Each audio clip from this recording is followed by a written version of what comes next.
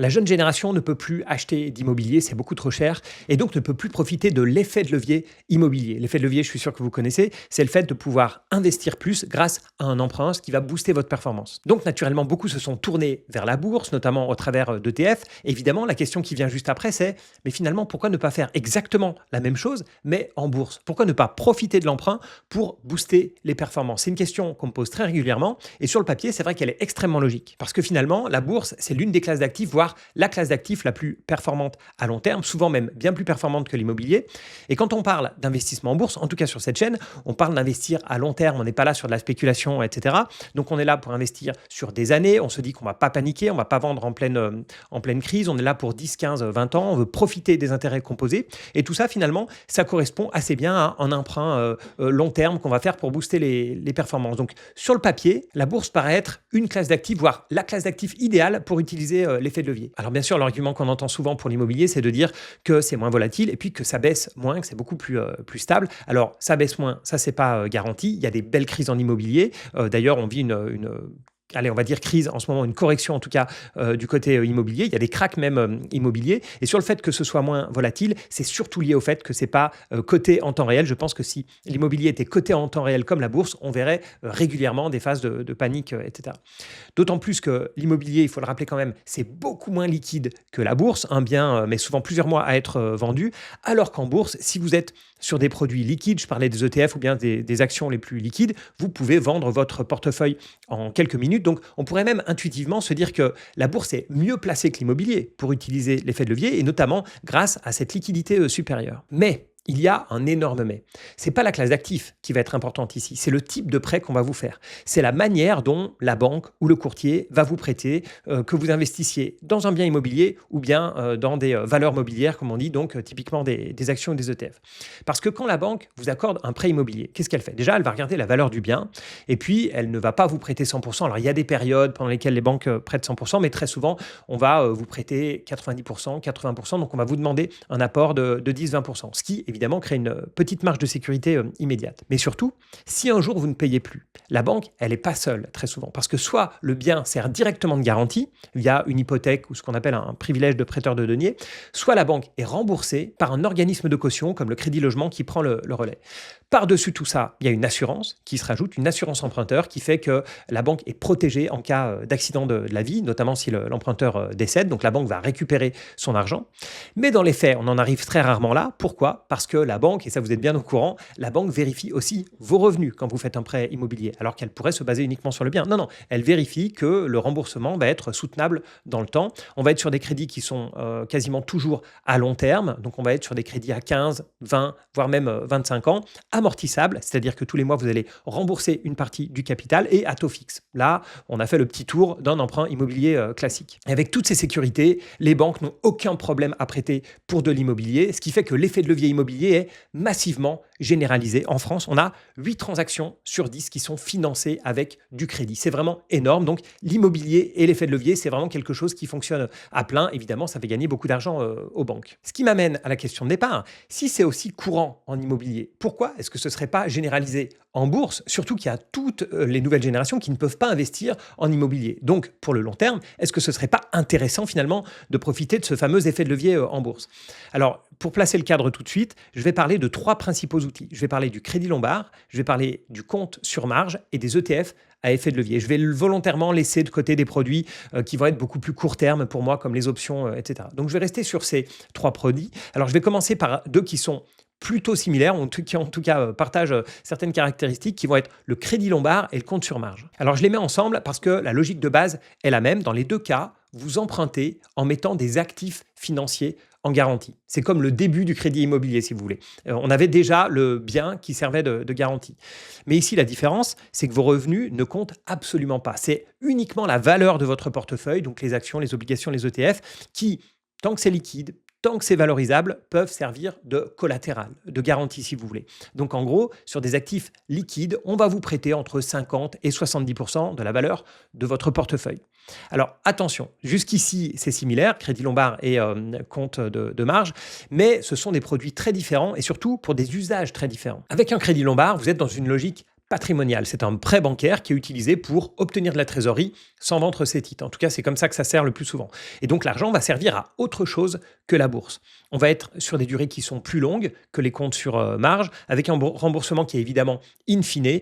Donc, c'est au bout de 1 à 5 ans généralement que vous allez avoir à rembourser le prêt. C'est typiquement un outil de banque privée. Alors que le compte sur marge, lui, est fourni par votre courtier. Et son objectif, il est très clair, c'est augmenter votre exposition au marché, souvent à court terme. Donc là, on est vraiment dans du pur effet de levier. Alors que le Crédit Lombard, on est vraiment moins sur un effet de levier, on est plutôt sur libérer de la trésorerie. Le Crédit Lombard a souvent un taux plus bas que le compte marge, mais malgré tout plus élevé qu'un taux immobilier. Normal, le taux immobilier a plus de garanties. On va être sur des taux variables dans les deux cas. Donc je vous disais, durée de 1 à 5 ans, parfois renouvelable pour le Crédit Lombard qui se rembourse à la fin, alors que le compte sur marge, donc il a un coût plus élevé, je vous le disais, qui va évoluer en permanence, on est à nouveau sur un taux variable, et là, il n'y a aucune vraie notion de durée. En gros, tant que la marge tient, tant que ça passe, tant que votre garantie suffit, vous pouvez garder cet effet de levier, mais au moindre souci, on coupe. Donc jusqu'ici, à part le fait que les taux soient un peu plus élevés que des taux immobiliers et que ces taux soient variables, on se dit, c'est pas si mal. On rembourse pas le capital, donc on n'a que les intérêts à en rembourser. On ne nous pose aucune question sur nos revenus, donc finalement c'est assez top. Oui, c'est pas mal, sauf qu'il y a un énorme risque, je pense que vous l'avez compris, c'est en cas de baisse des marchés. Si les marchés baissent, la valeur de votre portefeuille qui sert de garantie va baisser aussi, et alors on peut, et même on va, vous demander de remettre de l'argent ou bien de réduire votre exposition, donc de vendre vos titres. C'est ce qu'on appelle un appel de marge, et si vous ne pouvez pas, soit ramener des liquidités, soit vendre vos positions, on va le faire pour vous. Vos positions seront coupées, elles seront vendues. Mais là, entre compte sur marge et Crédit Lombard, il y a quand même un timing qui va être un petit peu différent. Sur le compte sur marge, ça peut aller très très vite. Souvent, en quelques heures, on va vous demander de vendre les titres, de libérer des liquidités, sinon on va le faire pour vous. Alors que le Crédit Lombard, c'est une relation qui est bancaire, donc on va avoir un dialogue qui va être beaucoup plus progressif, même si finalement la logique est la même. Et à un moment, on va vous demander de dégager des liquidités ou d'en amener de nouvelles. Et là, on commence à comprendre pourquoi l'effet de levier immobilier et l'effet de levier boursier n'ont absolument rien à voir. Imaginez un crédit immobilier où la banque pourrait vous appeler à n'importe quel moment pour vous demander de rembourser partiellement ou totalement le prêt. Vous avez emprunté 300 000 euros pour acheter un bien à 400 000 euros, par exemple, tout se passe bien. Et puis, comme on le voit depuis 2 ans, l'immobilier baisse 5, 10, 15%, l'économie ralentit. Et tout d'un coup, vous recevez un coup de fil de votre banque qui vous dit, là, on a envie de réduire un petit peu notre exposition, donc il faudrait que vous nous remboursiez 50 000 euros ou 100 000 euros. Mais attention, ça n'arrive pas n'importe quand, ça arrive au pire moment. Ça arrive quand l'économie va mal, quand vous avez peur de perdre votre emploi, quand les biens se vendent beaucoup moins, peut-être même que vous avez déjà perdu votre emploi. On se rend bien compte qu'en immobilier, c'est totalement inimaginable. Et pour une raison simple, c'est que l'immobilier est illiquide.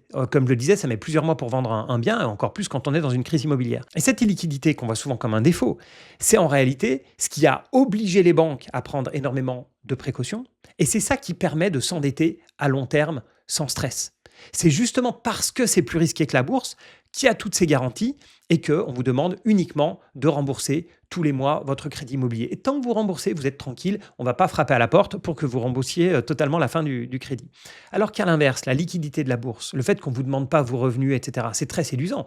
Ça paraît extrêmement simple, et ça l'est. Mais c'est aussi ce qui rend l'effet de levier à long terme quasiment impossible. On voit bien, pas de date de fin, taux d'intérêt variable et surtout cette épée de Damoclès sur la tête qui va potentiellement vous faire devoir rembourser votre emprunt au pire moment. Et on sait bien, c'est vraiment le pire moment de vendre en pleine crise. Donc au final, pour moi, la seule vraie raison d'utiliser ce type de levier en bourse, c'est quand on a de l'argent disponible ailleurs, mais que pour certaines raisons, voilà, on ne veut pas débloquer des titres, du cash, etc. On n'a pas envie non plus de vendre ces titres, donc on va utiliser ça pour son côté pratique. Mais si vous êtes obligé d'avoir de l'argent à côté pour utiliser ce type d'effet de levier, on se rend compte que ce n'est plus vraiment de l'effet de levier, c'est plutôt, ça vous aide à structurer votre patrimoine, si vous voulez. Et c'est souvent ça le Crédit Lombard d'ailleurs. Ça sert plus à structurer votre patrimoine. Même chose parfois sur le compte marge, ça vous permet de vous exposer un petit peu plus au marché financier sans avoir des transferts de comptes à faire. Donc là, on se rend bien compte que l'effet de levier en bourse, c'est pas si simple, c'est pas si évident et surtout, ça n'a rien à voir avec un bon prêt immobilier bien costaud qu'on n'a pas à rembourser avant 20 ans ou en tout cas qu'on rembourse tranquillement tous les mois. Mais il nous reste une dernière solution. Je suis sûr que c'est celle-ci qui vous intéresse parce que c'est celle qui est le plus utilisée par les jeunes générations qui voudraient s'endetter à long terme. ou profiter de l'effet de levier, ce sont les ETF à effet de levier, justement. Et ça paraît être en tout cas vraiment la solution. On se dit, l'effet de levier est hyper clair, par exemple x2, et puis surtout, je sais qu'on va rien me demander, on va pas me taper sur l'épaule à un moment pour me dire de rembourser de l'argent. Moi, j'ai mis mes 100 euros dans un ETF, je sais pas, Nasdaq x2, et puis je vais garder ça pendant 20 ans, et finalement, c'est tranquille, c'est un peu comme si on me prêtait pendant 20 ans, donc finalement, ça revient un petit peu au prêt immobilier, non? Ou pas? Et là, on est obligé un petit peu de rentrer dans le détail du fonctionnement d'un ETF à effet de levier. Vous mettez 100 euros dans un ETF Nasdaq x2. Ça vous donne 200 euros d'exposition. Parce que c'est ça qu'il faut bien réaliser. Oui, vous avez mis 100 euros de votre poche, mais vous avez 100 euros supplémentaires qui vous sont prêtés par le gérant de l'ETF. Alors bien sûr, c'est invisible. Vous ne voyez que les 100 euros de votre position en ETF, mais il faut vraiment imaginer qu'il y a ce prêt de 100 euros et que vous avez 200 euros d'investis en bourse. Maintenant, si le marché baisse de 10% en une seule journée, vous avez un ETF x2, donc vous allez perdre à peu près 20%. Mais pas de souci, c'est prévu. Vous savez que la volatilité à court terme, c'est pas important. Vous êtes là pour 20 ans, donc pas de souci. Vous êtes prêt à perdre le double à court terme. Ce que vous voulez, c'est surtout gagner le double à long terme. Et puis, vous n'êtes pas fou, c'est en pleine panique, etc. Vous n'allez pas vendre. Vous savez que c'est bien, que c'est pas ce qu'il faut faire, etc. Donc, vous voyez votre compte passer de 100 à 80 euros, mais vous êtes très zen, il n'y a pas de souci. Mais le point important, il n'est pas là. Le point important, c'est qu'à la fin de la journée, l'ETF va réinitialiser son effet de levier parce que votre mise, elle est passée de 100 à 80 euros. Mais en face, vous avez toujours un emprunt de 100 euros. Donc, vous n'avez plus un levier x2, vous avez un levier de 2,25. L'ETF, lui, doit revenir à 2. Donc, il va réduire automatiquement son exposition. Donc, il ne va plus vous prêter 100, il va vous prêter 80. C'est comme si, sans vous demander votre avis, une partie de votre position a été vendue après la chute. Donc, après la chute, il y a effectivement 20 euros qui vont être vendus. Pourquoi? Parce que ce qu'il veut, c'est que vous soyez toujours avec un effet de levier de 2. Donc, vous avez 80 de mise et il veut qu'il y ait 80 de dette. Donc, oui, vous n'avez rien fait. Vous avez cliqué sur aucun bouton, mais le mécanisme du levier a ajusté la position pour vous. Et si ça rebaisse de 5% le lendemain, ça va être la même chose. Il y a des titres qui vont être vendus pour rabaisser votre effet de levier. Et même chose si ça repère 10% le lendemain, etc., etc.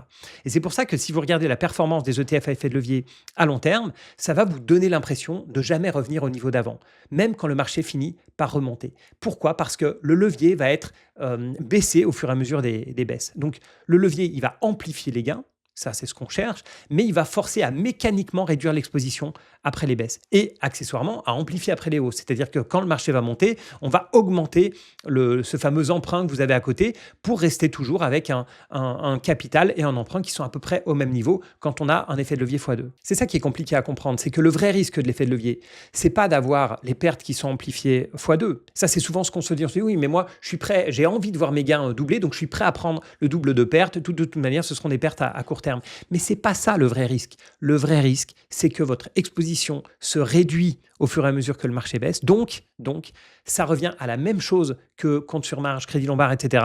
C'est-à-dire que vous vous retrouvez indirectement à vendre vos positions au pire moment, à vendre des titres en pleine baisse. C'est pas vous qui le faites, ça va être l'effet de levier qui va se gérer tout seul, mais c'est ça qui va avoir un énorme impact. Donc si je devais résumer les 3 outils dont j'ai parlé jusqu'ici, le crédit lombard, ce n'est pas vraiment un outil d'effet de levier. Je pense que si j'ai bien expliqué en tout cas, vous avez compris que c'est plutôt un outil patrimonial qui sert à libérer des liquidités basées sur votre portefeuille titre pour investir ailleurs, voire même dépenser dans certains cas. C'est vraiment un outil patrimonial, donc c'est rare qu'il soit utilisé comme effet de levier. Ensuite, on a la partie vraiment compte marge, qui là est du pur effet de levier, puisque vous l'avez compris, le but c'est d'investir plus en bourse. Le problème, c'est qu'on va vous demander, en cas de crack, de crise, de baisse, même baisse momentanée, soit de rajouter de l'argent, soit on va vendre vos titres. Et la fausse bonne solution de l'ETF à effet de levier, je ne dis pas que c'est un mauvais outil, l'ETF à effet de levier, c'est un bon outil court terme, tout comme les comptes marge, c'est un bon outil court terme pour augmenter temporairement son exposition au marché. Mais pour l'ETF à effet de levier, vous avez bien compris que vous n'aviez pas le choix. Évidemment, on ne vous demande pas de rajouter de l'argent, mais c'est presque pire parce que le levier, en se réduisant pendant la baisse du marché, va automatiquement vendre des titres pour vous. C'est pour ça que la remontée n'est jamais au même niveau que précédemment, puisque vous avez vous avez remboursé votre emprunt en vendant des titres au cours de la baisse de l'ETF. Et voilà qui explique pourquoi, comme énormément de gens, je profite de l'effet de levier immobilier et je n'ai pas d'effet de levier en bourse. Et je ne compte absolument pas prendre de l'effet de levier en bourse.